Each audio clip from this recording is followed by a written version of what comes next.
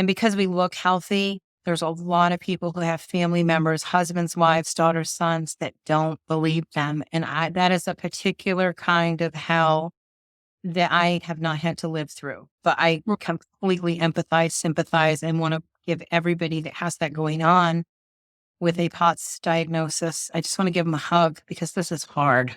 It's all in your head. You don't look sick. Your tests are normal. It's probably anxiety. There's nothing wrong with you. Have you heard these words from physicians, family, and friends? If you're someone who has been struggling and swirling through the revolving door of healthcare to find answers about your health, or if you know someone who is going through this experience, then this podcast is for you. Welcome to the Desperate for a Diagnosis podcast with Laura Nozica, a show dedicated to exploring the challenges of living with undiagnosed or rare medical conditions. This podcast explores both sides of the bedside. We will be speaking with patients who have had challenges with finding a diagnosis, along with experts in the field. I'm your host, Laura Nozica. Please note I am not a medical professional, nor am I affiliated with any healthcare, pharmaceutical, or device company. I am an entrepreneur, and I am an independent market researcher focused on helping healthcare organizations better understand the patient perspective. The podcast is not meant to offer medical advice, but to merely share the stories and perspectives of podcast guests. Hello, and welcome to the Desperate for a Diagnosis podcast. I'm your host, Laura Nozica, and I am here today with my guest, Laura Roskelly, and she's going to talk with us about her journey today with a whole variety of different kinds of symptoms that she's experiencing for a very long time. I think she said 9 years this has been going on. And we'll learn more about her. But Laura, welcome to the podcast. And I just have to kick this off saying right away, your tiki collection behind you is amazing. I'm over the moon looking at these tikis because I'm all about the mid-century tiki shag kind of era. And those are some fabulous tikis that you've got back there. Where do you get them from? Oh my gosh, my favorite thing to do is thrift stores. That's probably the only hobby that I have. I scour Facebook Marketplace, yard sales, anywhere I can pick up a vintage treasure, I'm on the hunt. Yeah, that's great. So thanks for sharing that with us. I appreciate it. So tell me a little bit about you. I live in Southwest Florida, kind of a small town. I live with my husband, who is retired. I work in real estate, basically in support of my real estate team that is up in Maryland. My daughter runs that business now. And we have two precious little long-haired chihuahuas that are our children and one fat cat who just kind of lays around. But I work from home. I'm very fortunate that way, considering everything that I've got going on. And I have a super supportive husband who not only believes and has always believed in my symptoms, but is there to support me in any way possible. And I feel bad for people that don't have that because he really is my lifeline. Well, he sounds like a keeper. Not everyone gets that. 35 years. Yeah, I'm going to hang in there. You're definitely staying busy, but you're also managing through these symptoms that you've had for quite a while. So if you could, Laura, kick us off with where your journey started, how long ago, and what kind of symptoms you might have been experiencing at the time. My journey with this surprisingly started with pain in my thigh muscles, the top of my legs. I was just very uncomfortable. It got to the point, I was in my 40s, I think, when that first started. And it kind of progressed. So all the muscles below my waist got sore and my joints are super sore. And I'm going to the doctor, the rheumatologist. They're like, oh, you have a little bit of arthritis. And I'm thinking, there's nothing a little bit about this. This is extremely painful, life-altering painful. And when I would sit down even for a few minutes, I'd go to stand up and my legs just wouldn't listen to me. They didn't want to move. And I would have to stand there for a good minute or two, which is kind of uncomfortable, especially if you're in a restaurant or something, and wait for my legs to kind of obey their commands. It's like my brain and my legs weren't talking. And that was diagnosed as a little bit of arthritis. And I kind of went away defeated thinking, wow, if this is arthritis, that's really, really bad. I was in an auto accident when I was 50. I was stopped at a red light and a truck towing a boat ran into me without ever slowing down. Mm. And then tried to run and then got in the passenger seat and said, I'm not the driver. It was a whole very dramatic event. And after that, I was treated for a coup contra coup brain injury. What is that called?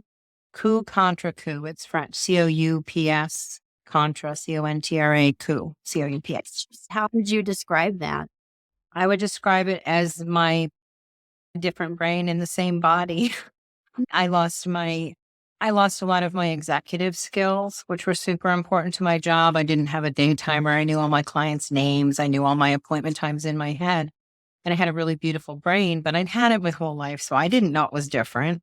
People had told me, you're super smart, you're this and you're that, but it was just my brain. And I don't know another way to describe it. And prior to the accident, I was sorting through a 60-page real estate contract, which was something I did all the time. I freaked them my way. It was very regimented and I couldn't make sense of it. I'm looking and the pages are numbered at the bottom and I still couldn't make sense of it. I had a lot of eye issues and I'm a pretty articulate human and I was going to my doctor going, something's wrong with my eyes. I couldn't describe it. And it turned out that I had 8 very different diagnoses, including double vision. I did 50 sessions of vision therapy with a specialist and tamed it, but it's always going to be something that lives with me. It causes fatigue because I think my neuro-ophthalmologist said 80% of your brain is your vision, processing your vision. And mine just doesn't have the great connect. So I've gotten that fatigue to start with. If I could ask, what kind of eye symptoms were you having? One of the main things was I was not able to focus properly on distance. So my eyes were not converging. It's called some convergence insufficiency. And my eyes were not doing what they were supposed to do to come together and make one picture out of each side of the eye. Interesting. Yeah, and I can't remember. They're all very technical diagnoses. Double vision and convergence insufficiency are the 2 that are coming to mind now. But there were 6 others. And I was just lucky enough to fall in with a great neuro-ophthalmologist at Johns Hopkins, Baltimore, who then hooked me up with a therapist. There's very few of them, but I was in the Baltimore, D.C. area at that time. And I was able to see Dr. Applebaum, who was amazing with any kind of vision issues resulting from a concussion. So I got better enough that I could drive and do things that normal people do, but I wasn't getting better. I went to the Johns Hopkins brain injury clinic. I went through outpatient therapy groups and physical therapy and just all kinds of things because I was like, I can't sort a contract. This is my job. I need to do this. I just had a drive to get back to who I was before. And it became apparent after a couple of years that wasn't going to happen. I wasn't going to be who I was before. So I basically had to readjust to this new disorganized, probably nicer person brain because I didn't have the regimented get this done, do this. Yeah. More, okay, we have to slow down. We have to think about this. And it was a terrible adjustment, but I did it. But I had these lingering symptoms and some of them I'd had off and on my entire life, but they were every day now.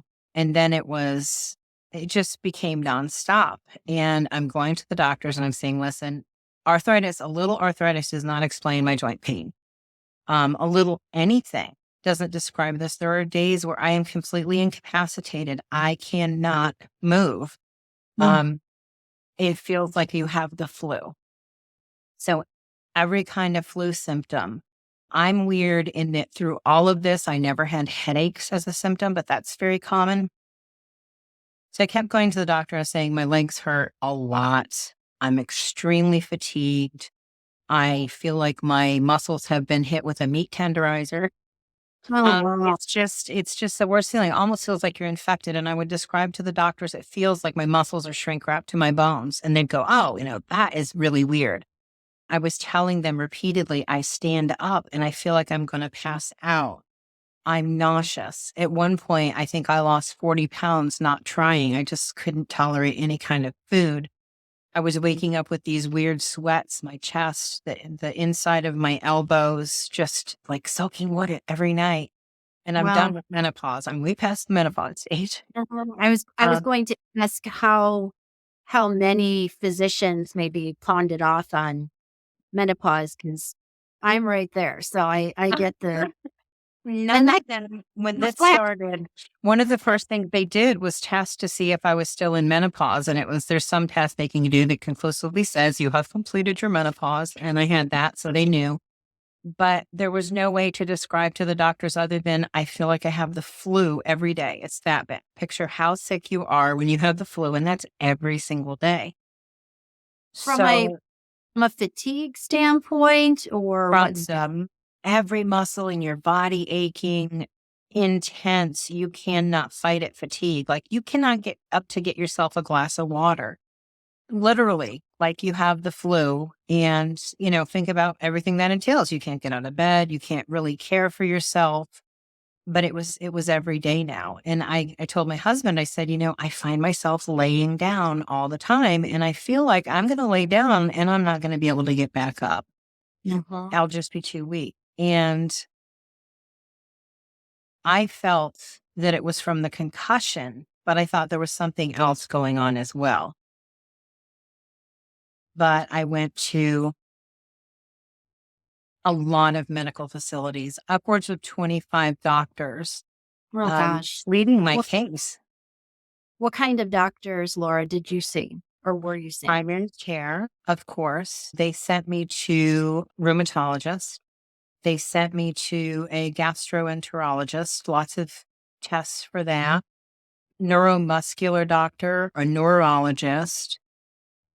And I think that's pretty much where it ended, because they all said, all your tests are normal. There's nothing wrong with you. And at one point I changed doctors, and it never even in a million years occurred to me that they did not think my issues were legitimate. Like that would never have been a consideration for me. I just thought they weren't being very helpful. And the doctor basically let me know that it had been noted in my file that these symptoms were psychological. So I'm still adjusting to being this new human. Sorry, Laura, which kind of doctor was assuming that they were more My primary care. At least my primary care. I don't know how much further it went since then, because you don't get to see the doctor's notes in your file. Even if you request your whole file, that information is kept confidential. So at least one doctor, my primary care, had branded me as a psych case.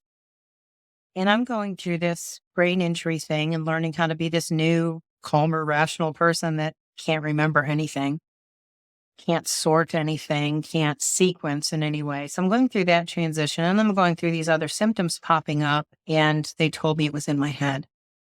And after I've been told that, directly or indirectly by several doctors, by telling me all my tests were normal and they weren't finding anything wrong with me, I started to really doubt myself, because I'm like here in this new brain. I'm trying out this new brain that's way less efficient than the one that I had before. And maybe I am. I mean, it really got to the point where I thought, oh my God, am I doing this to myself?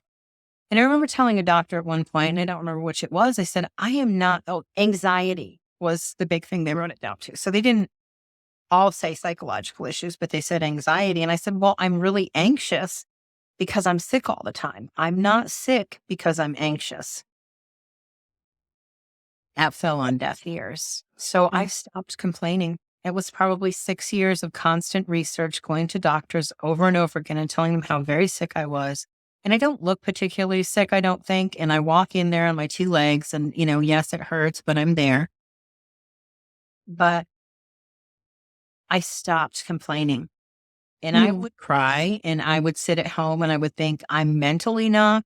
It was a distinct before and after. I'm not mentally who I was. I'm not physically who I was. And during this almost a decade, I'm dealing with aging. This is from 50 to 60 or 50 to 59, almost 60. And when it got really bad this summer, I had never shared specific in-depth details about my illness with my new primary care provider in Florida, because I knew I was going to get the same answer. I told her I was in immense pain. She'd give me some Balta or, some kind of medicine. Laura, you said you were second guessing yourself. So how did that work on you as you're a smart lady and you're doing research and now you're questioning yourself? So how is that affecting you now at that point? When somebody tells you you're crazy and they're kind of in a position of authority, I think pre-brain injury, I probably would have fought a lot harder and said, oh, don't even go there. It's just not going to happen. But I was really super insecure at that time because my brain wasn't working like it used to. And I thought, oh gosh, what if maybe there's a circuit in there that's sending inappropriate pain signals, or because that's all they could come up with. Maybe your brain isn't connecting well to your body.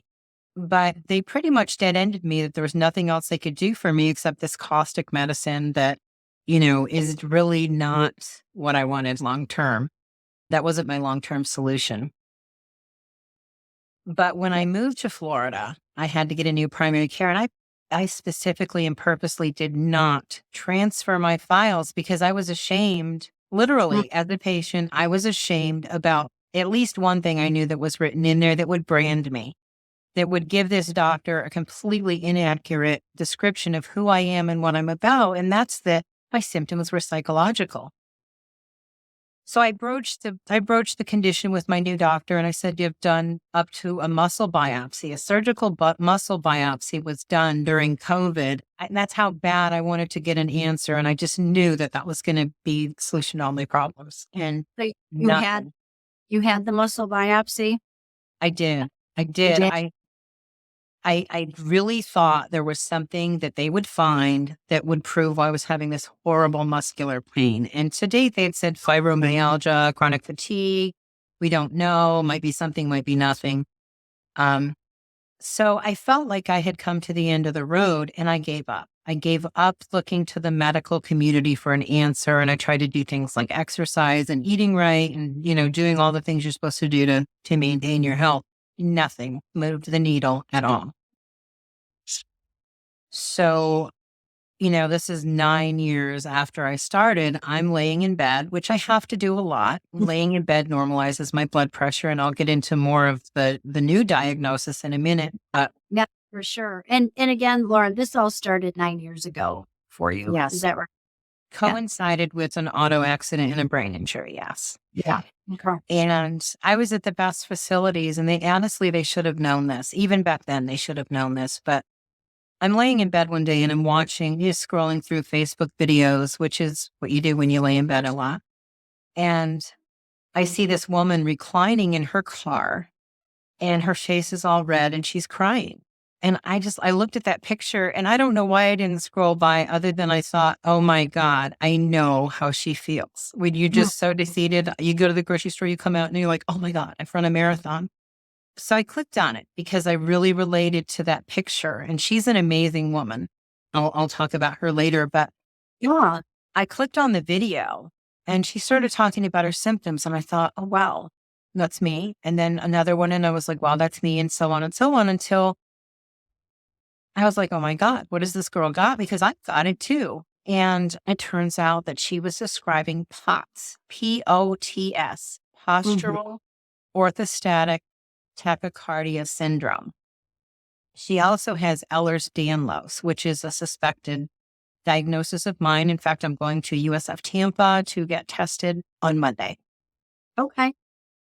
Laura, let me stop you right there because I'm curious at this point, with all the physicians that you had seen and then the muscle biopsy, which you were hoping would be the end all be all to a diagnosis, how are you coping through all of this in the meantime, not only for yourself, but with your family as well? When, like you said, you don't look sick, what are you assuming people are thinking? And how do you deal with maybe some of their reactions about your symptoms? I kept pretty quiet about it outside of my family. I think people knew that I had a brain injury, but I'm not the kind of person that's going to go broadcast anything to anybody outside the family. And thank God my work ethic prior to this was beyond reproach. I mean, I was kicking it. I was one of the top agents in the state of Maryland and the entire DC Baltimore region.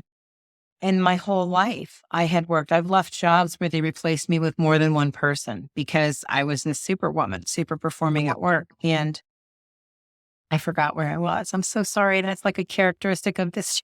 Wait, Brain no, fog. Brain fog is one of the main POTS symptoms. that's okay. We were talking about how you cope and your family has been coping with your symptoms and how it's affected lifestyle and how people react to that. I really only shared it with my immediate family, and thank God my daughter, my husband recognized what a workhorse I was before, and I had been my whole life. And they completely embraced me and understood it and supported me when I was like, I can't work today. I can't work today because I can't think and I hurt all over. Never once did their belief in me waver. And without that, I don't even think I'd be here today. I really don't. I think that I would not have been able to handle this alone. And without that support, it's critical to anybody that has this to have that support system. And because we look healthy, there's a lot of people who have family members, husbands, wives, daughters, sons that don't believe them. And that is a particular kind of hell that I have not had to live through. But I completely empathize, sympathize, and want to give everybody that has that going on with a POTS diagnosis, I just want to give them a hug because this is hard. Yeah. I think I actually have a book that's called You Don't Look Sick. I haven't read it yet, but it is about how people with chronic illnesses deal this almost the stigma of having symptoms but not looking sick, and people questioning, what do you mean you can't come to the party, or what do you mean you have to lay down again, or what? I don't why are understand. you standing me up last minute? Again, you hit on something huge there, Laura, in that I don't accept invitations very lightly, or I tell people, listen, I have an invisible illness. I don't give a whole lot of details, but I say I may not look sick, but there's times I wake up and my body just doesn't cooperate and I can't go. I just missed an outing last Saturday with my best girls. They all went up to Sarasota to party and watch a show and eat dinner, and I couldn't do it. And I was watching the conversation take place on Facebook, and I was like, holy cow, they've been at it for 7 hours and they're still ticking. And I missed it terribly, but in my mind, I'm thinking, I'm so glad I didn't go because they would have seen how weak I am. I would have been the one holding up the group that contains women that are in their 80s, and I would be the slow one. I would be the one that couldn't keep up. So I miss out on a lot of social things, and it's very hard to form friendships. I made a huge effort to do that when I moved to Florida. But when I hang out with women my age, I feel like the elderly. They're like, okay, well, let's go dancing now. We've had dinner, we've had drinks, let's go dancing. And I'm like, oh God, I'm thinking to myself, there's no way I can do that. And what do you say when you're with a group of women that are, 20 years older than you and 10 years younger than you, and you're the one that can't do what everybody else does? And I could see from their perspective, because just seeing your beautiful self here on camera, and again, you're very articulate, and sure, I could see where anybody would question whether or not you could go out for a social evening or whatever. So I could see that, but on the inside, you're really struggling, and I'm like now bruised all over. I'm a big bruise all over. Everything hurts. Yeah. And then the complication of POTS, I don't know if, we really didn't segue a whole into that, but the symptoms that come with POTS are now on top of my brain injury, and they are vicious. I think that people have heard of ALS, which is horrible disease. They've heard of MS, they've heard of Parkinson's, and everybody has a built-in amount of empathy for people that have that. Someone walks up to you and they have Parkinson's, they're visibly shaking. You can tell that there's something wrong. We don't have that with POTS. We look very normal. So the assumption is that we're hypochondriacs, or that it really couldn't be that bad. I'm like, what can I show you short of blood to make you understand how hard life is every day? How hard it is to wake up in the morning and think, oh God, how am I going to do this again? How am I going to make it through the day? Will I be able to make dinner tonight? Because my husband's done it the last 6 nights in a row. Can I get to the bathroom that needs cleaning? You don't get to make those decisions. You wake up and your day is decided for you, and it can change by the hour. Literally, you can wake up feeling great. And I'm like, okay, great. Let's catch up on chores, things I've got behind on. And by noon of that day, I'm in the bed with the flu. Laura, once you saw that video and you were identifying with that woman who was really distraught about her symptoms and what she'd been going through, what did you do after that? Well, I Googled the heck out of everything. I got to know all the details, and I may not retain it all, but I'll read it over and over and over again until I get it. I Googled POTS, and every symptom lined up. And I have a Fitbit watch that I wear every day. And honestly, I had noticed that my pulse was very high at times, but I thought, oh, it's because you're heavy. It's because you're a chubby girl. You're not healthy and you're trying to do this walk. But I came to find out through my research in POTS that 160 pulse is not normal for anybody. So I had recently been to my heart doctor because I said, I feel like my heart's doing flip-flops. It's just not doing what it's supposed to do. Don't feel great. And they put me through all the phases, all the paces, all the tests and said, girl, you've got the heart of a 40-year-old. You're great. Nothing wrong. You're fine. Again, a doctor tells me everything's fine. So what do? I walk away and I think, wow, it's really weird that my heart does this. And I can feel it and hear it at times, but I didn't equate it to being vertical. I didn't equate it to standing up. It was just sometimes my heart did weird things. So not any doctor with any knowledge of thoughts along this journey, every technician at the cardiologist's office, the doctor, the nurse, everybody missed this. And at one point I did tell them, I said, you know what? There's a big differential between my sitting heart rate and my standing heart rate. And I remember that the nurse did my heart rate and did my pulse standing up, maybe less than 2 minutes. She did that. And she's like, nope, you're fine. It's pretty much the same. Well, I've come to find out that 4 minutes is my secret number. I can go from a heart rate of 60 to 130 in 4 minutes standing. Well, So, yeah. But I found that it's tilt table test is the diagnostic standard to diagnose POTS, but there's what they call the poor man's tilt. And that's where you lay down for 5 minutes. You get your pulse as kind of as stable as it's going to get. And I usually drop into the high 50s, low 60s. And then you stand completely unassisted for 10 minutes and take your pulse every 2 minutes. You can also take your blood pressure every 2 minutes, but you don't really need that to do the diagnosis. So I would get a little piece of paper and have my little chart, at 2 minutes, at 4 minutes, at 6 minutes, at 8 minutes, at 10 minutes, I would write down those readings. And I was like, wow, I've got what's 60 to 140, 80 beats a minute, I think. And the diagnostic for POTS is if your heart rate goes up 30 beats or more, if you're over the age of 16, or 40 beats or more, if you are under the age of 16, then that's pretty diagnostic for POTS. Mine were consistently 80 to 100 on the pulse standing. So picture you're going to the grocery store. You feel pretty good. You're driving in your car. And I sit around 100 when I'm driving because it makes me a little nervous. And then you go in and you walk around the grocery store. And as you're going, I feel worse and worse because, you've hit that 4 minute mark and now you're just going up. So, by the time I make it past the milk aisle, I'm like, oh my God, I feel like I'm going to pass out. But you don't, because the doctors have told you you're normal. You're not going to pass out. This is all in your head. So I'd be saying this to myself.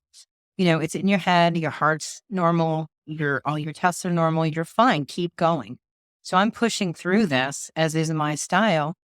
And then I'm feeling, after I finish my grocery shopping, like I run a marathon. I get in the car and I'm out of breath and panting, and I go home and I lay flat and then I feel better. But I don't know how I could have described that to a doctor better than I stand up and I feel like I'm going to fall down, or I stand up and I feel like I'm going to pass out. And I feel like I gave them every indication, and not one person in this huge chain of world-class medical facilities I've been privileged to go to, not one doctor recognized these symptoms. So no physician at this point is suggesting POTS. Nothing. Oh, absolutely not.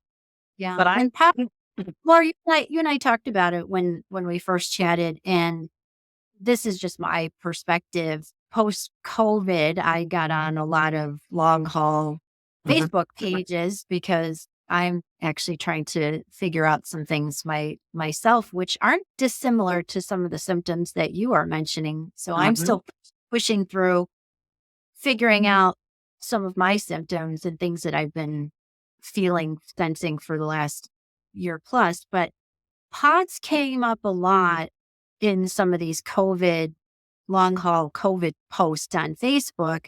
And not that I know everything, as you know, I do market research for healthcare, and I've heard about a lot of different kinds of conditions, but POTS felt new to me. But you said that POTS really isn't a new condition. No. Did I hear it right? You're absolutely correct. I think that it was first diagnosed in the 1800s, late 1800s. And at least for the last 20 years, I am aghast that it has not made any medical journals, because it's not like there's 2 or 3 of us bopping around out here. There's several million Americans that are affected by this. Now, several million isn't a lot in the grand scheme of things, but it's not exactly uber rare either, then it completely gets overlooked. But it is so not known in the medical community. And I will take my dying breath telling people about POTS. I went to a massage yesterday and I was like, listen, you need to know, Lauren, it's my massage therapist, my friend, and you need to know about POTS because you're going to come across people that have these weird symptoms, and you need to at least make them aware of the fact that if they're having unexplained symptoms, the doctor can answer, test your pulse standing, give it 10 minutes. I'm actually going to print up some cards with the directions for the standing test and symptoms of POTS. I will hand out everywhere, because even though there's not a whole lot they can do to treat it, the vindication of getting a diagnosis had me in tears. I sobbed like a baby because I kept telling the doctors, this is what I've been going through for 9 years and nobody's listened to me. You just witnessed when I did my tilt table test. I said, you just witnessed my life for the last 9 years being told there was nothing wrong with me. Wow. And, here's this tilt tables test that's supposed to take 4 hours. I sent my husband away from the hospital because, like, babe, it's going to take 4 hours. They're going to have to give me glycerin. It's going to be a big mess, da, da, da. I didn't last 4 minutes before I was throwing up on my nurse. I don't know if the podcast. Wow. And it's the most indescribable feeling. I don't want to scare people away from a tilt table test, but it's not a pleasant experience. And I didn't know that going in, thank God, or I might not have gone. So you threw up on your nurse. But it sounds like that you said that's the most definitive diagnostic test. What kind of doctor ordered that tilt test for you? Who was the breakthrough doctor or the specialist, really? It was the only breakthrough specialist. I basically fed them a diagnosis. I went, after I'd done this couple weeks of tracking my pulse, I went to my doctor, and I'm very hesitant to approach doctors with any sense of knowledge because they're like, oh, I don't want your Google stats and this and that, which is fine. I can understand that. But if you don't give me enough information in your office, what choice do I have but Google? That's it. And I Google very responsibly. I look at is this person just complaining? Is this a real backed study? I'm putting together my own information about POTS and saying, oh crap, this is absolutely what I've got. So I went to my primary care and I said, I need you to prove to me, I need you to exclude POTS as a diagnosis for me. And she said, POTS, what is POTS? And I said, I gave her the Postural Orthostatic Tachycardia syndrome, and she said, I've never heard of that. And this is a doctor that's in her 60s. She's an experienced doctor. And she went back and she Googled it. And she came back and literally doctor who Googled Dr. Google, huh? Exactly. Well, whatever. They may have some medical database they use, of course, I guess I'm assuming. But anyway, she went back and researched it. She came back and she said, okay. And she was hesitant to do this 10-minute test on me. And she had a mask on. And I said, I need you to look me in my eyes, Dr. K, and understand that my quality of life is about a 2. That I am not able to do the things that I should be able to do at this age and this fitness level. And I'm sick all the time. And I need you to rule this out as a diagnosis. So she really begrudgingly agreed to do it.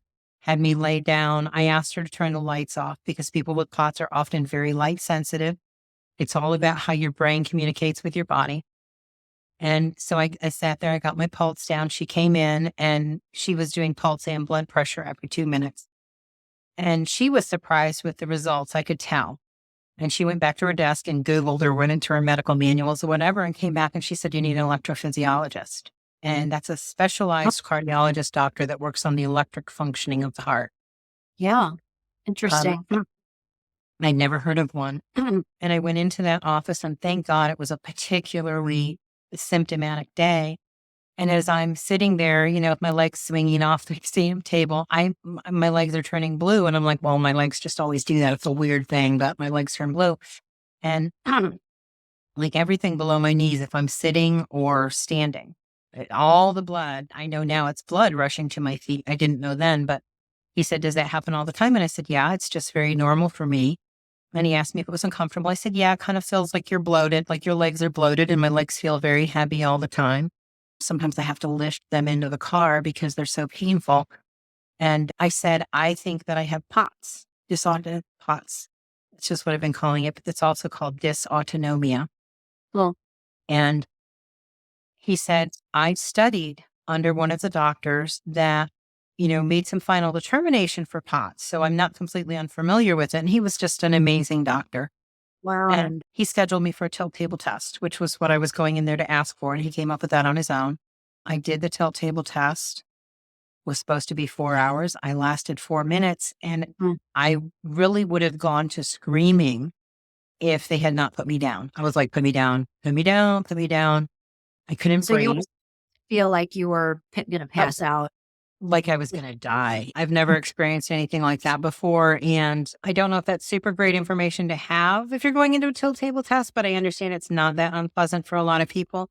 But I have a particularly perky case of POTS, apparently. And it felt like my systems were shutting down. And apparently they found out then that I also have orthostatic hypotension, which means that as my pulse is climbing up over 120, my blood pressure is bottoming out. So that's where I'm getting that I feel like I'm going to pass out. I really am going to pass out. POTS is a malfunction of your autonomic nervous system. Okay. The things that you do automatically that you don't think about, blinking your eyes, getting enough saliva in your mouth, talking to your intestines, basically. It's your command center. And basically, if you equate it to like the main system in your car, a light will go off and it'll say your oil's low. And I do believe I got this from Summer Dashe, who's my POTS hero. She's the one that made that video of her in the car sweating and crying. God bless her. But that's her name? Summer Dashe. Yes, the last name is Dashe. Okay. And she really has done so much to bring this issue to light. She's kind of my hero, and I credit her with my diagnosis from her video. Wow. So you had the tilt test done. And where Yes. is head now? Like, are you having a party or did you feel like, oh my gosh, Very briefly. I'm not crazy? I'm not goofy in the head? I can't even imagine the vindication. I'm in the room still with a cardiologist and 2 nurses, and I'm going, you just don't know. I've had this for 9 years, and everybody tells me I'm crazy, but this is what I'm dealing with every single day, and you just witnessed it. You're the first people to know. Like, I'm just jabbering. And I remember leaving the hospital. They had given me an IV to get some fluids in me. And I remember leaving the hospital. We went to an Italian restaurant, and I was like, oh, babe, I'm not crazy. It was just elation. And then followed shortly thereafter within a couple of days of, oh my God, how am I going to get help for this? And within a couple of weeks, it became apparent there was no help for this. We'll probably talk about that more, but yeah, it was definitely an evolution from, yes, I'm not crazy to, oh my God, this is how I'm going to have to live the rest of my life. Yeah. So you get this. So again, going back to the fact that it was the electrophysiologist, the EP, that ordered the tilt test. For whatever reason, he took that upon himself to be the ordering physician or the ordering specialist. And Yes. what is he saying at this point about your diagnosis? It's been confirmed. What is he saying? He was amazing. He was literally, mopping the sweat off my brow and caring for me like I was his, relative. He was amazing. He had his office follow up with me immediately and prescribed compression stockings, talked about adding salt to my diet, and just gave me a couple of things and gave me a beta blocker. And then I was to talk with him, a couple weeks later. That got rescheduled because he had a surprise surgery that morning. So I'm waiting a really long time to get the actual diagnosis, but I was pretty sure at that point that, it was definitive for POTS. Say that again. And in the meantime, Laura, I was very sure that tilt table test was going to be definitive for POTS just based on how my body reacted, but I didn't actually see the test results for a couple of months. Mhm. And while I'm waiting to see the electrophysiologist again, I'm dialing up every doctor I can find, and I'm realizing that nowhere in or close or within an hour of my small town is anyone that would treat POTS. And so I thought, I'm a go-getter. I'm going to get help. I know I need a neurologist because it's an autonomic nervous system thing. So I'm dialing neurologist and I'm getting 2 answers and only 2 answers. One is POTS. We don't know anything about that. And the other is, oh, I'm sorry, we don't treat that. And I'm amazed. I'm thinking, what if I had multiple sclerosis? You treat that, don't you? Nobody knew and nobody cared how devastating and life-altering this diagnosis was. You said you were getting 2 answers. One was POTS. What's that? We don't know what that is. 2, we don't treat that. Given that the electrophysiologist had made the diagnosis, he's put you on something of a plan. Is he suggesting that you pursue a neurology consult, or is this just a product of you doing the digging and the research? It's the product of me doing the digging and the research. And at one point, I had one neurologist office who I'd left a message and they called me back and they said, "Honey, I'm so sorry. We do know what that is, but we do not treat it here. You really need to go to USF Tampa." So then I had to go back to my doctor, say, "I need a referral to USF Tampa." I had to call them, schedule everything, get it set up. My doctor wasn't even nice enough to send them all my records. She did send my records. She just didn't send complete records. And with my insurance, I can only go to specialists with a referral from primary care. She did not offer to. She did not, even when I asked, she said, "I really don't know what to do. The electrophysiologist is the only person I know to send you to." So really just kind of put me out there on my own to figure all this out. This day, she was like, "I don't know what it is. I can't treat it." And she was so hands off about that. It wasn't even, "Let me do a little research and see what we can do together." Just nothing. I will not treat that. You need to go to a specialist. What do you, Laura, what are you thinking about the healthcare system at that point? After everything you've been through, now you're kind of next kind of dead end or roadblock is this doctor saying she's throwing her hands up in the air. What is this telling you about our healthcare system? Well, at first, I thought it was a byproduct of living in small town in Florida, and that is definitely some of it. But I've come to a horrifying conclusion for anybody that has POTS, unfortunately, and that's that there are a million times more cases than there are doctors. That 8 and 12-month wait lists are the norm if you can find a provider. That specialists in POTS generally convert their offices to exclude insurance coverage because they have so many patients, they just want to operate on a cash basis.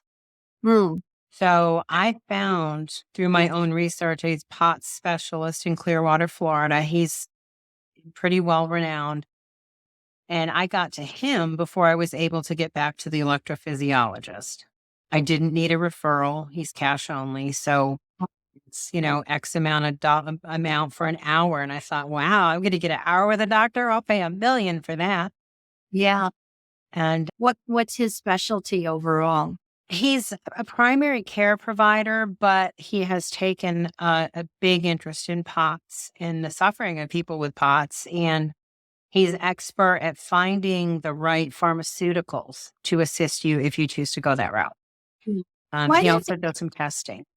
sorry, why do you think he's cash only? I think that's interesting because if he's an MD, and he's doing testing that you could get really from any provider that would be covered by insurance, why do you think he's cash only? Well, he's not the only one. Because the millions of us that are afflicted with this syndrome, exactly what I told you. We don't know what that is. We don't treat that. So they're all reaching out. And if they find somebody that even takes a mild interest in POTS that wants to make that a specialty, there are people clamoring to get to that Hold doctor. on, And hold on, I Laura. mean, again, Hold on, Laura. Yeah, we got the underwater sound again. Okay, try it again. there are so many POTS patients that do not have a doctor. And there are so few doctors that will even get into POTS because it's a complicated mess. And what works on one POTS patient works on one POTS patient. You can't, there's no one size fits all. Here, take these 3 prescriptions. You're going to be great.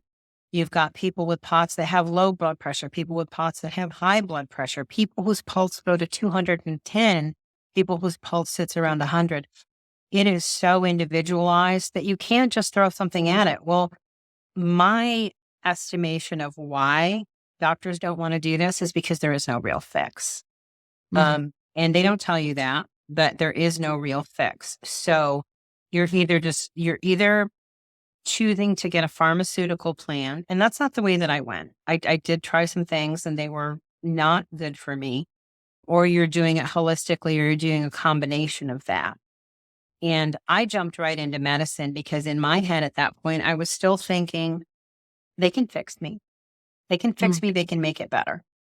And I was hanging to that, just thinking, I don't know how I'm going to do another day of living with POTS, but here I've got some hope. And I got to tell you, I don't even know how to hope anymore. I don't, because of everything that's happened. I have zero hope. And I think there's a lot of, I think I'm not alone. I think there's great numbers of people with POTS that have no hope because you're going to find out there's only a few things that you can do about it. And I'm on YouTube, I'm on Google, I'm just everywhere. Where can I find a doctor? And I found a chiropractic neurologist, which he's not really a neurologist, but there's some sort of tack on to chiropractic that you can get a neurology specialist. And I was like, he's curing people. He is actually making people better from POTS. So of course I called him. He's in Michigan. I don't care. I've not found anybody local that can treat this. And I'm like, I want to go through your program. I want to do it. Okay, well, we don't take insurance. And so I'm like, okay, well, what's the cost? Well, it's $12,000 Oh for my 2 weeks. God. For 2 weeks, plus your living expenses to get to a different state and stay Yeah. there for 2 weeks. What's So that, included? Do you know? What's included in that he $12,000? has a whole protocol for POTS people.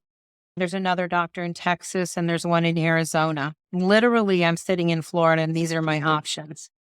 There are more options for pediatric POTS patients. I think there's a little more hope for them because they can often grow out of it. But adults, I don't think doctors want the ego blow of, I can't make this person better. That my little bag of tricks is not going to work for this person unless I get super creative. And those doctors who are getting super creative have so many people knocking on their door just for this one diagnosis. Why would they go through all the red tape of filing for insurance and everything when there are enough rich people that have this that they can operate on a cash basis? There's no other explanation. Yeah, and if POTS is this kind of esoteric diagnosis like chronic fatigue and some of those other things that don't have very concrete symptomatology that insurance could say, well, I need that code and then we'll cover it.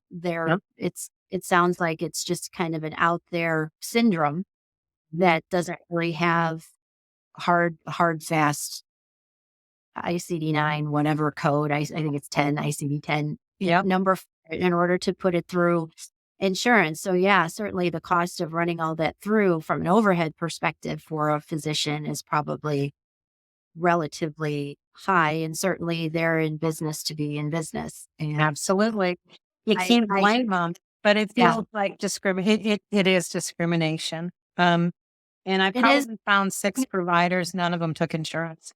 Wow, it does bring up an access issue, certainly for people who even like yourself, you have insurance and you have to go and not even just out of network route, but completely fee for service route. And just think of people who don't have insurance at all or don't have as good of coverage to begin with, just from their ASIC, that they are certainly suffering, no doubt. And I think it's interesting, though, that it was I'm going back to the electrophysiologist idea that it was the EP that suggested the tilt test, but really couldn't advance the ball really to get you to some type of relief or just kind of be able to turn the corner from, okay, we got this diagnosis now what do we do? And so you are planning on going to Michigan. Is that your plan next step? Yeah. No, I think that's probably going to be a last resort for me, but I certainly wouldn't rule it out. I think that his waiting list now is over 6 months. Hmm. I'm still putting my house together from a hurricane, so all my extra money's going there. But Smart. when I look at that amount of money versus being able to function, it's definitely still a possibility for me, but I'm trying to work within the insurance system. It's just very difficult. Mhm. I finally got an appointment with USF Tampa, and that was a televisit. And I think now I literally have PTSD from dealing with doctors. And I'm not one to just throw and say, oh, I've got PTSD. I go into a doctor's office and I cry because I have been made to feel so helpless, psychotic, even unreasonable, pushy, and unpleasant, which is not who I am naturally. But I turn into a gibbering idiot in front of a doctor now because I'm like, oh, everything hurts and da da da da. It wears you down. Mhm. So So I not. where are you now, Laura, as far as you're going to Tampa, right? Mhm. And what are you doing for yourself now currently? Now that you have this diagnosis, at least you have a direction. You don't really have a treatment plan at this point, but what are some of the things that you learned might help, or what is helping in the meantime? Oh, that's such a great question, Laura. And I want to get this out to anybody that has POTS that's newly diagnosed. Before you try pharmaceuticals, there are some lifestyle changes that are hard, but they make a difference. And they are exercise, everybody's worst enemy, right? Everybody needs to exercise, but POTS people have to start with a very slow. In fact, they recommend a cardio rehab as if you've had heart failure, congestive heart failure or something. They recommend a program where you go through as if somebody is completely disabled. And it's a very long 6-month plus process for you to build up your muscles, your strength, and everything again, because your body's been telling you to lie down for Sure. however long. Mine was 9 years. So you have to build up that strength again. And there's only a few ways that you can do it. You can't stand. So you have to do recumbent biking, swimming in the pool with all of the pressure around us. It's kind of like a big compression sock. Pool is your friend if you're POTS. You can be completely normal cognitively and physically in a pool. So it's great if you can get to even an aerobics class. People that can't get a lot accomplished on land with POTS are pretty normal in the water. You can With do recumbent biking, yeah, standing yoga, or Pilates. And those are really your only options. And if you go out there and go, I'm going to walk a mile a day, you're going to land yourself in bed and completely incapacitated.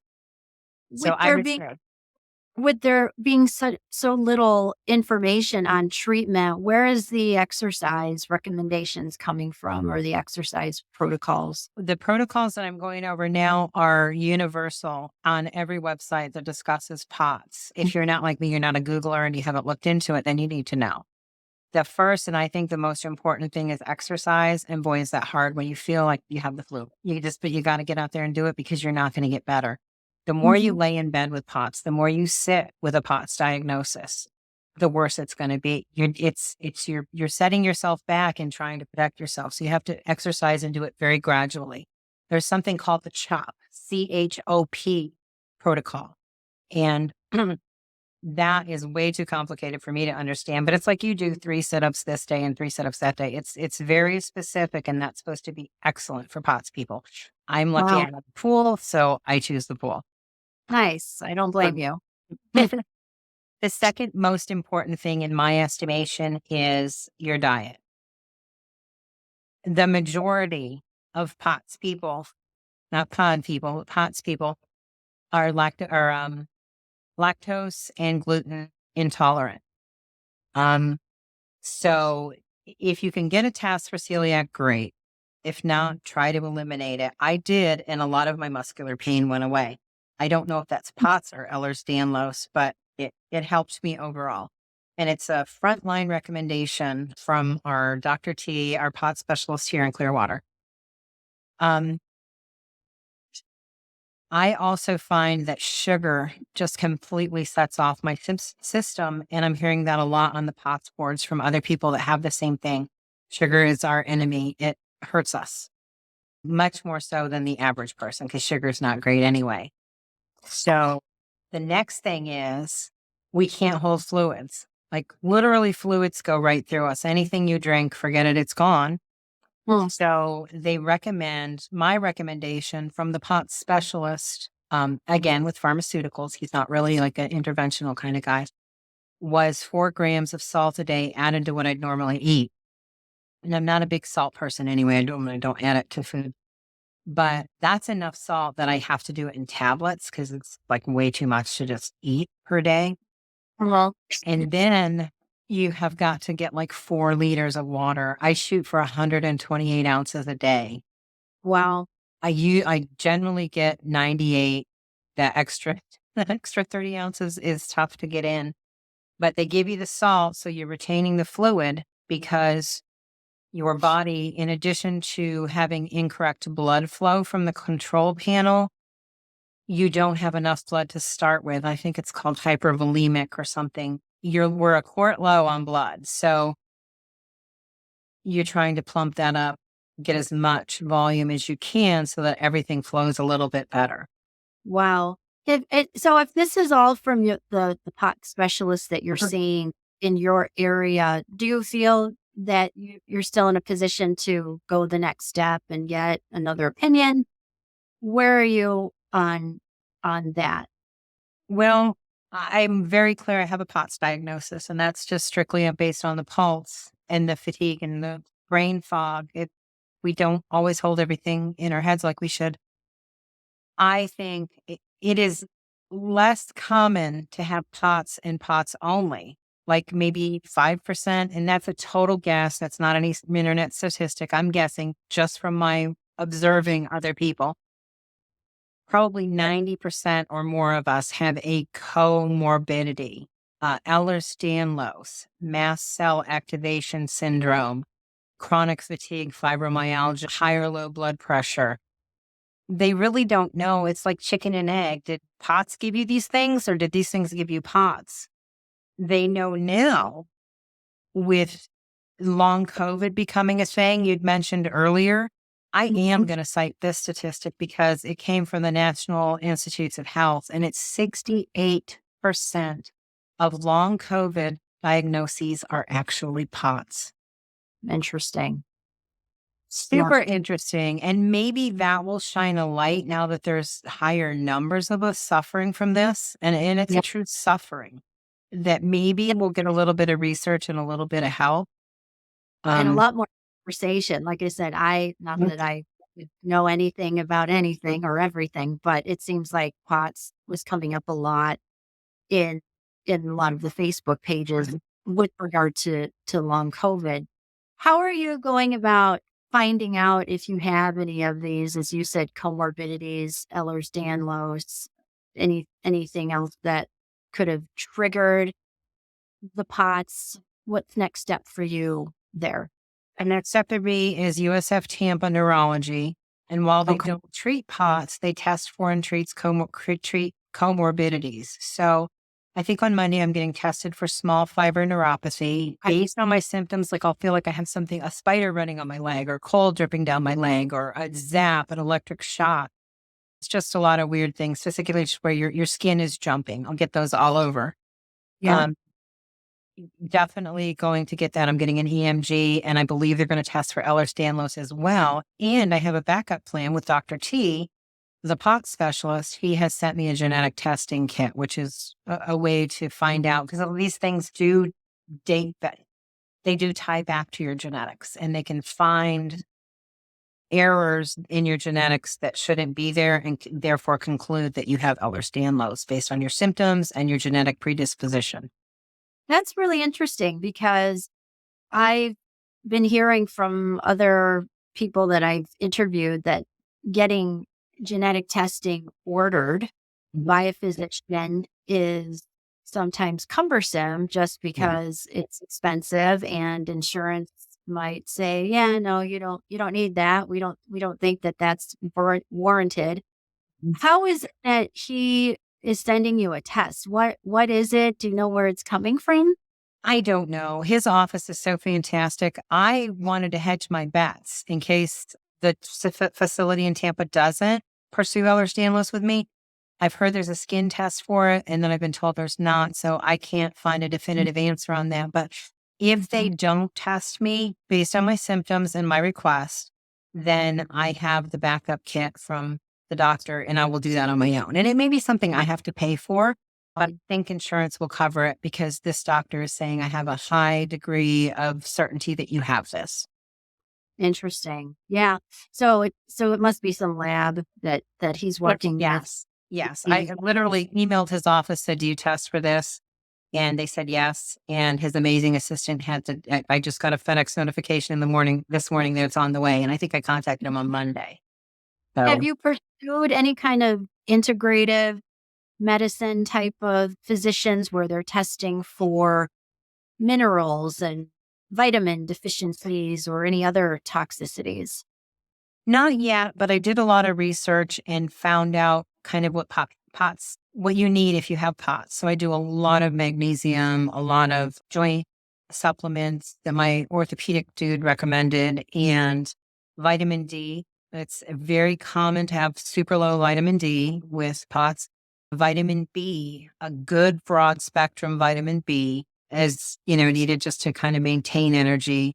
And then my particular type of POTS, which is hyperadrenergic, is just so pleasant because in addition to all the symptoms of the flu, I get randomly shot throughout the day 3 to 100 times. I get shot with adrenaline, and it's the kind of adrenaline rush that you would have if you were in a near auto accident where your heart starts beating really fast and you feel like you can't catch your breath and you're like, oh my gosh, the sky is falling, henny penny. So those are no fun at all. So I took a recommendation from somebody on the POTS Facebook page that they take theanine, and they recommended a specific supplement called Theanine Serene. And I've been taking that, and in conjunction with my beta blocker and anti-anxiety Lexapro, I almost have those under control. But they used to just wake me up wide awake at 3 a.m. every day to find something to worry about. So theanine was a big key, I think, in that for me. But I did my own research. I do have an appointment because I don't give up. I want to get back to real Laura. I want to get back to. I don't blame you. You are like I said, smart, sassy lady, and you have a lot going for you and a lot to do, a lot to accomplish. And I know, and I could see where you would just say, well, I guess I just accept what I have. And a lot of people would do that, or might accept the diagnosis that the doctor gave them, or just accept the fact that there is no diagnosis and just move on as best as possible. But what would you suggest to someone who is in your position? What kind of advice would you give them? The most important thing is just a reiteration of don't try pharmaceuticals until you've exhausted exercise, eating a good diet, adding salt, and adding a lot of water. You can get into the pharmaceuticals, but what they're doing is basically manipulating your system to say, okay, when you stand up, you get low blood pressure. So we're going to give you a drug. Fludrocortisone's a big one that helps a lot of people with POTS. But I had my blood pressure up to 208 over 113 one night, and I had to go to the emergency room. Wow. They're manipulating your systems to get them to function normally. And that's perfectly okay if you choose to go the pharmaceutical route, but give some thought to it's harder to exercise. It's harder to drink enough water that you're going to flood yourself. It's harder to gulp salt. But the long-term effects of the pharmaceuticals that I've researched are good. I mean, they're just not good. And I'm not a doctor, but that's just not the route I've chosen to go. And I had 3 drugs thrown at me at the same time. And I woke up one morning and I couldn't stop sobbing. I was just hysterical crying. And I'm looking at my husband going, I'm not even sad. What is going on here? And there's no doubt in my mind it was a reaction to a drug. And then the super high blood pressure, which comes with its own uncomfortable list of symptoms. It's not an invisible thing, or it wasn't for me. Yeah, I would try the lifestyle changes before you do that. And then at least you'll know what symptoms you can clear up. So they're just not throwing the sink at you with all these different medicines that manipulate your body, manipulate your autonomic nervous system. Because I'm going to know what's working. Yeah. How would you recommend to someone with who would have any kind of maybe vague symptoms that don't get put in that pretty little box that doctors like to put the symptoms in and call it a something and give it a name? How would you help somebody if you had to counsel them on how to power through to find a diagnosis for these unknown, unnamed symptoms? My journey is probably really typical of what people with a lot of unusual things go through, but I can only speak to POTS. And I would say if you have flu-like symptoms, because there's not a lot of stuff that gives you that. If you have the muscular pain, if you have, and that could be Ehlers-Danlos. I don't know that my muscular pain is POTS yet. But if you feel like you're going to pass out, and I used to say that all the time, I don't know what it feels like to pass out because I never actually passed out. But I would tell my husband, oh my God, I feel like I'm going to pass out. If you have any kind of inkling that your body is not working correctly, there's flu-like symptoms, you feel like you're going to pass out, you're dizzy, your cognition is off, stand up. And then there's a saying, stand up to POTS. And that's the deal. You have got to get your doctor to take your vital signs standing up. Or if you've got a fitness watch, you can do it at home. I tried to post on one of the pages recently an article that said, your fitness watch already knows you have POTS. And I was going from before I did the water, before I did the salt, before I did the exercise, before I did all that, my Fitbit Tuesday of the week, it determines by my age and weight how many minutes I should have in peak heart zone for the week. Well, I should have been a clue, but by Tuesday of the week, 2 days into the week, it's like, congratulations, you've met your heart goal for the week. And I'm like, oh, I got out of bed and I made breakfast and I went for a swim. I didn't realize that was a symptom, but it was. And I look back at my charts from my Fitbit and I can see my heart rate's at 160 and I can equate that to, oh, I took the dogs for a quick walk, or I went to the grocery store, or I went to the flea market. And my heart's sitting at 160 and popping right along. So had I known how to read those charts or known the importance of taking a fitness watch charts to my doctor, and I think you have to subscribe to the premium. I know for Fitbit, you have to subscribe for $9 a month to the premium program to get those reports. But had I known the significance, had I not thought, well, you're overweight, you're out of shape, Laura, this is all just part of it. You're probably going to die early because look, your heart's going to explode. I did take that to the doctor and got all my heart tested. It was fine, but I didn't think to push it beyond that. And when I look at the difference in my heart rhythms now, my heart pace, not the rhythm, and before I did any preemptive measures, it's dramatically different. And I think the diagnosis allowed me to be kind to myself, to say that, you know what, if I feel like I'm going to pass out, you can't push through because pushing through makes it worse. I'm going to go lay down, which comes with its own set of, I'm lazy, I'm worthless, I'm less than human, my husband has to do all the work. I mean, all the psychological torture that you don't give yourself the grace. Yeah, more negative self-talk, which certainly does help your body overall. Yeah. Laura, what's the silver lining through all of this? Laura, I hate to even say this, but I have not found one. My silver lining is that I have an amazing husband that basically is my caretaker.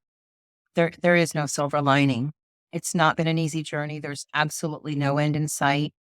Maybe the silver lining is finding a community of myself, people that are going through the same thing and having that. It can be discouraging when you hear everybody saying, oh my God, I feel so bad. And people are talking about ending their lives and they can't live with this. And yeah, I haven't found a silver lining. If I do, I will shout it out to the world, but I haven't found one yet. There's no treatment and there's no medical resources to really help you. Yeah. What does it do for you knowing that there is, though, that camaraderie, that there are people get it, they get you, they understand what you're going through? Sometimes it's super helpful. And I see somebody that's like, oh, I'm new to the board and thank you for accepting my thing. And I think, oh, kiddo, you're in for such a battle. If I see people getting down on themselves, like I have been down on myself and I'm getting better about it now that I know what I've got, I support them and I say, extend the same grace to yourself that you'd give to your best friend or your daughter or your son or your husband. Extend that grace. You are not lazy. This is debilitating. And you have got to advocate for yourself because nobody's going to, and that's going to be hard, but you can get a little bit better. There's no cure. There's no great, oh, you're going to get 50% better. This is going to be wonderful. But be kind to yourself and don't fall into the depression. It's so hard not to be depressed because nobody understands that this suffering in POTS, I'm going to put it right up against Parkinson's and MS. And I'm going to say I probably have more pain on a daily basis and less intervention with healthcare. It's horrible. And you can live with that. You can try the drugs. You can try the healthy measures. But there's nothing that's going to dramatically move the needle yet. But these long COVID people may change that because there's so many. And COVID is such a huge issue that we may actually get some research. Yeah. But will they find a way to make your autonomic nervous system function properly? I don't know. Yeah. There's so many medical mysteries out there and things that the medical community doesn't even know about yet that hopefully one day we will learn more and science will persevere in finding out diagnoses and cures, etc. So hopefully we'll see that. And that's lovely advice that you would give to someone, to be kind and gentle to yourself. And the self-talk, positive self-talk is what hard. It's hard when your mind is willing and your body just says, I'm not going to do it. Yeah. And I love that you said, I Google responsibly. I feel like that's a bumper sticker. Something. Thank you. That's what I want to tell the doctors too. I'm like, I've not been intelligent and I'm weighing factual data to, just anecdotes from people that have it and putting everything together into a big picture. But generally doctors don't even give you the time to explain that. You're given 15 minutes and you got to go in with your symptoms. I started a telehealth call with the neurologist. And I was like, okay, I'm going to have it planned. I'm going to be as likable as I can be because doctors don't like me. I'm going to show my upbeat personality. Oh, yeah. I just feel like doctors think, they see me coming in and they're like,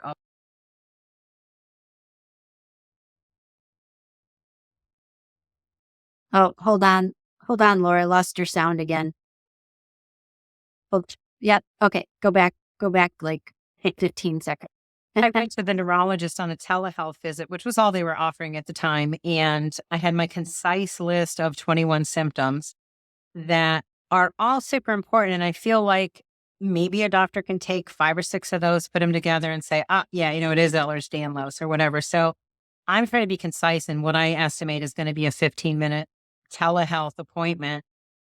And I could literally sense the doctor tapping her foot like, and she literally said, will you just tell me what your worst symptom is? And I said, I don't think that quickly when you ask me questions. And I made a list because I feel like all of these are important. Well, you just tell me what your top 3 are, which is probably a reasonable question from a doctor, but not when everything's broken.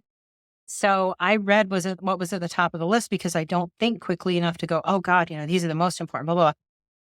And I mentioned the, cold feeling like water's running down my leg. And she was like, okay, well, we'll do a small fiber neuropathy test. But she was very quick to tell me, even though I had asked 3 different times before I set the appointment, do you guys treat POTS? I was told that absolutely all of our neurologists treat POTS. One of the first things she said on the phone call was, nobody up here treats POTS. Major Interesting. city, major Wow. neurology department. And I said, I don't understand. So we spent a lot of time trying to clear up that. She goes, we have broached dysautonomia, which is a term that I haven't used, but POTS is a type of dysautonomia. And that's the malfunction of your autonomic nervous system. There are all kinds of other failures of your autonomic nervous system. POTS is just one of them. There are like 6 or 8 different kinds of POTS. Mine's hyperadrenergic. Just a lot of little layers to go through. But she So that's argued the umbrella. POTS is the subdiagnosis from what I understand. And she argued with me on the phone that POTS and dysautonomia weren't the same thing. And I thought, is this really the doctor for me? She's not even clear of how it's set up. And she said, you need a cardiologist. It's a heart problem. I hear that a lot. I tried to sign up for physical therapy. And I asked, this was brand new POTS girl. I didn't know anything. I was like, I have seen your ads on Facebook. You guys are amazing. I love your whole vibe. I want to come do physical therapy with you. Do you treat patients with POTS? She flat turned me down because she said, we don't have any measuring equipment or anything for people with heart problems.